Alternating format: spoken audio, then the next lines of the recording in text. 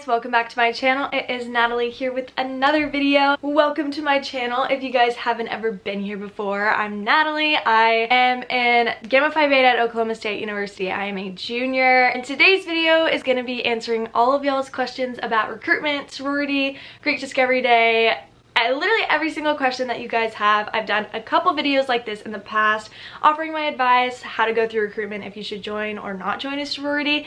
But today I'm going to be answering a little bit more specific questions and getting into the logistics of sorority life. So if you guys have not been to my channel yet, go check out all those other videos if you want to learn more. Also, don't forget to hit the subscribe button and give this video a thumbs up if you want to see more.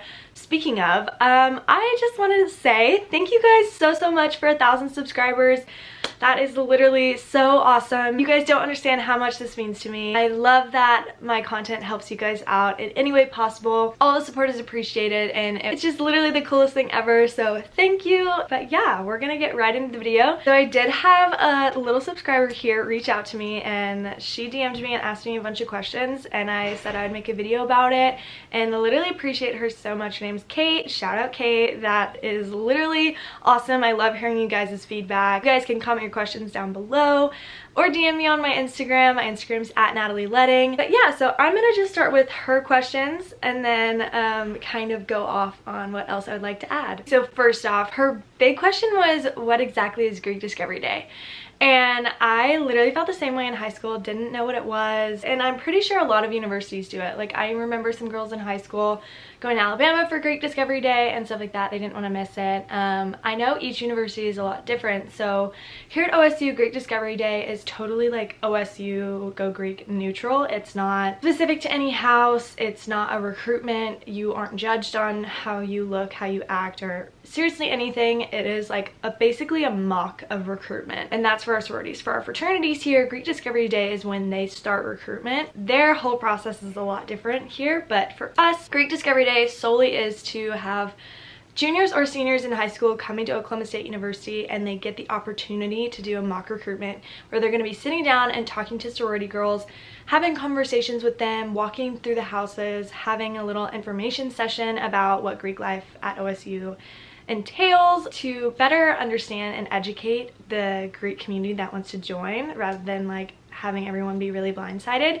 I came to Greek Discovery Day. I thought it was super helpful. It helped me feel better prepared for recruitment. There's 13 sororities here at OSU. We only did mock recruitments with 3 of the sororities, and then the other ones, they would do like a little information session about a specific topic. All Greek Discovery Day, you can only have conversations about OSU, Greek life, everything really neutral. You're not allowed to talk about your sorority, you're not allowed to talk about your sorority's philanthropy, all that jazz. We're trained specifically, so like if a PNM, which is what people from high school are called, potential new members, PNMs come to Greek Discovery Day, and we're the sorority members. Obviously, if they're asking us specific questions, it's our job to say, yes, we offer this XYZ philanthropy, but all the other sororities here on campus have amazing philanthropies as well. OSU also has these philanthropies you can get involved with. The Greek community is really great as a whole, blah blah. That's kind of what OSU and Greek Discovery Day's purpose is to just talk about how great our community is and not focus on the logistics of each sorority and fraternity. So like I said, GDD really helped me feel prepared for recruitment. I remember going to my first house, which was Gamma Phi Beta in recruitment, and I felt so much better about it because I had done GDD. I was comfortable talking to older women who were in a sorority and knew what to expect, knew how loud the door stack would be, knew how loud I would have to talk because the room is so loud with so many people in it. She also said, I'm really curious about expectations and guidelines for being an active member for girls rushing. So every sorority is different, but all of the requirements for each sorority they vary, but they're basically the same. So each sorority will require you to have a specific GPA to stay in the sorority. It'll require you payment. So there's in-house fees and out-of-house fees, and usually a new member fee. Obviously you don't pay the in-house fee if you don't live in, and the out-of-house fee is basically just to be the member of the chapter. Service hours, everyone was required service hours, and then basically other active community things. So we all host philanthropy events. We are required to participate in all of the ones in our Greek community. So The way my sorority does it is we just divide it out, and each girl is given the specific events she needs to go to. So like I'm going to Alpha Chi's this week. It's the donut one, and I'm excited because my friends are Alpha Chi's, and I mean I have friends in every single house, so I really like that we're required to go to philanthropy events because it helps you get to know people, you can support your friends and their sororities, and it just like helps the community be one big community. Every house will have a new member period, so that also varies too. Like there's a packet that Panhellenic releases on GDD, and basically each page talks about each specific chapter and all their requirements and what you should be expected of. I pulled it up on my phone. I will put the link down below. This book is like seriously what got me through recruitment, because they also have they have a few slides showing what to wear for each round and outfit inspo and stuff, and kind of what you should be talking about in each one of those rounds. This packet is literally a lifesaver. Let's just pull up G5's. That was our president, Miss Tally. Anyway, so it says nickname, G5, local chapter, Beta Psi. It basically just gives you all that. It tells you the founding day, the chapter's colors, our mascots, our national and local philanthropies. So that's also a good thing. I would recommend when you're going through recruitment. GDD, you don't have to worry about this. Recruitment, I would totally suggest, if you're interested in a house, when philanthropy round comes along, research that philanthropy and ask specific questions about it so that you can learn more, and obviously the chapter can tell that you're interested in it. GPA requirements. Ours is a 3.0 out of the 4.0 scale. From high school, when you're going through recruitment, the requirement is at 3.3 out of a 4.0, so if you're below a 3.3, it's not likely that you'll get asked back to that house. That's how that works. Meals served per week is 14 meals, which is breakfast, lunch, and dinner Monday through Thursday, and then breakfast and lunch on Friday. So it tells you that. It tells you how much room and board dues are, out of house dues, one-time new member fee, how many women per room, typically, length of the new member program. It gives you our national website, all of our social media, so you can go check it out and follow it. Shout out okstate G5B, that's our Instagram. I used to run it, and now my roommate Jenna runs it. And then there's like a little thingy, and I think our chapter president like said, yeah, she like talks about just something that she wants to say. So this pack is really helpful. Again, it's going to be in the comments down below. Here's some other questions that Kate asked. So she said, how many years do you have to live in-house? Again, each sorority differs, but the rule of thumb at OSU is you have to live in for 2 years or 4 semesters, the equivalents. Here at GPhi, that is pretty standard because we have the new house. We specifically renovated and added on to add enough beds to hold 2 pledge classes. AD Pi just got remodeled, so they're expecting 2 pledge classes to be living in at a time. Some houses here aren't big enough to hold 2, so sometimes it'll just work out that way where it'll be like all of the sophomores and then half of the juniors, but usually you move in after your freshman year. Most sororities, I think, like GPhi does, offers on bid day for you to move in, so usually we'll designate out 1 room or a couple beds specifically for freshmen that want to move in on bid days, and then that would add on like to your time. So if you obviously moved in freshman year, then you would only have to live in sophomore year, and then you could move out junior year. Rules for living in the house.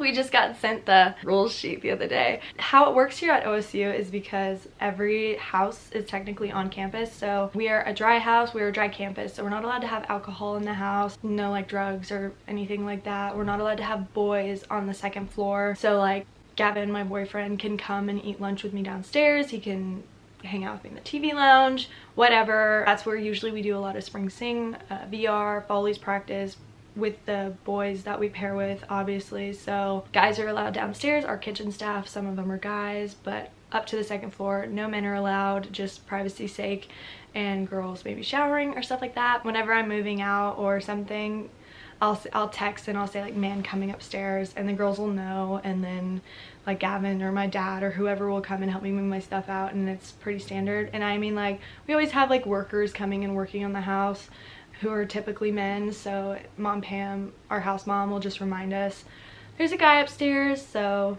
yeah, that's a rule. We have like a curfew, but it's not really like followed, it's just kind of to be respected. Like after a certain time, try to not be so loud. Yeah, just like respecting each other. We're not allowed to have candles because of fire hazard's sake. I feel like that's just like normal, like that's like a dorm. We're not allowed to hang anything on our walls because this is a new house. I assume other sorority houses are different, like the older ones here, but we're not allowed to like use command hooks or nails or anything. We have this like, here, let me turn.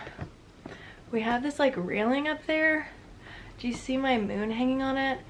And we get like hooks to put on that like crown molding. So that's like where we're supposed to hang our stuff, and technically that's where how this sign is being hung up, if you can see. Yeah. And then we all at G5 we have assigned parking spots, which is so nice that we don't have to worry about parking. We don't have to pay for it, it's included in our housing fees. Some sororities here have to pay to park in their lot, or some don't even have a big enough lot that you can park in. So I love that I have a parking spot, and like if someone's in a parking spot, Mom Pam will get them towed. Mom Pam is our house mom. Every sorority and fraternity house has a house mom here. It's kind of just someone to look after the house and be eyes and ears for maintenance that needs to get done, or like any emergencies that need to happen. Mom Pam's my girl, love her. Roles in general are just really uphold yourself to a higher standard of womanhood that is really cheesy, but if you don't think your mom would approve of it, if you don't think your grandma would approve of it, maybe don't do it. Something like for me, whenever I was PRVP and did the Instagram and stuff, that position also is like the one that keeps the rules. So primarily, like, we're not allowed to post alcohol if we're under 21, which is just to give you safety whenever you guys are looking for jobs. It's to make you look like presentable on social media and not post the wrong thing. Some more rules include like never speaking negatively about anyone here in any chapter, especially G5, on social media. Pretty much the standard. Then once you're 21, you can post alcohol and stuff. I'm not 21 yet, but like my mom is, obviously. So if she has a drink in her hand, it's okay. Like I can post her with the drink. Specifically here at OSU, we're not allowed to use a fake ID, so that is out of the question. And yes, it still happens, but that's kind of just the rule of thumb here, just to protect our members and our community, because of how it is. That's different at every single university. Some bars are really strict, some bars aren't. What happens if you do something wrong? There's definitely a lot more than what I said. Most of the time rules are participating in things. We have to have 10 service hours. If I don't do a service hour, then it's $10 per hour that I missed. So like that's a punishment for that. Same with homecoming hours for pomping. If I don't do all my homecoming hours, we get fined. But stuff like posting on Instagram or basic attitude things that can be dealt with, our punishments are usually you get a warning first and you're asked to take the post down, and then if you keep messing up and doing things that you shouldn't be doing, then you have a standards meeting, which is, there's a committee called standards. You meet with them and they're like, why'd you do this? And you're like, this is why I did it. And they're like, well, don't do it again. And then they usually give you a different punishment, like how you can make it right, if that makes sense. So sometimes that'll be a fine, sometimes that'll be studying a little bit more. Like this also applies to girls who are on academic probation if they have fallen under our GPA requirement. Usually this is just to keep girls accountable so that they learn from their mistakes. Definitely a good character building process. My camera died. Sometimes if you do something extremely bad and against the rules, then you will go straight to an executive council meeting rather than a standards hearing. So it's kind of just up to the discretion of the executive council and what they deem is really severe and what isn't. And then how many hours a week do you dedicate to your sorority? So that totally varies depending on how involved you are. Personally, for me, I dedicate a lot of my time for G5. I love doing it though. That's what I came to college to do. I wanted to be a leader and I wanted to be involved. So if we're looking at my everything that I'm doing right now, so I'm a sisterhood chairwoman, meaning I plan events, talk in front of the chapter, I have to do chapter minutes and tell the girls what's going on, remind them of the events, what they need to be doing. And then I'm also one of our spring sing directors. I'm our head director. So each night we have spring sing practice for like 2 hours, and then yearbook committee. It doesn't seem like a job to me, which I do want to stress. If you are going in a sorority and being involved sounds like a lot of work and like something you don't want to do, then don't do it. For me, it's not a job, and it just makes me really happy to be able to serve the women around me. I would say it's probably 20 hours a week that I dedicate to Gamma Phi Beta, solely because I just am not involved. That's not very normal. And then how often do you attend Greek events? Like every week, I would say. Maybe every 2 weeks. Like I said, I'm going to the Alpha Chi Donut philanthropy event, and then like we just had our philanthropy event. Technically I go to spring sing practice every night, and that's with a different fraternity that we paired with. I mean, it's really easy to be involved. Philanthropy events are happening all the time. There's always intramurals are a great way to be involved too. Personally, I'm not a huge sporty girl. Like, I like sports and I like being active, but I've always been on the show side of my sorority, that I've never done anything intramural for my sorority. I think I kind of want to do soccer next year, just to like do something fun. So if you're doing intramurals, that's definitely a great way to stay involved too. We have volleyball, flag football, soccer, maybe softball, probably a few more too. I really don't know. I think that's all. If I didn't answer a question, please leave it down in the comments below. Seriously, I'm here to be your eyes and ears and navigation through recruitment. I love helping people out with this stuff because I came from a place of not knowing anything about it, and now I'm here and feel like I'm the walking dictionary for Greek life. So with that being said, thank you guys so much for watching. Don't forget to hit that subscribe button and give this video a thumbs up. Go check out all my other videos too if you want more advice. Leave a comment down below if you have a question. And yeah, don't forget to stay happy. Bye.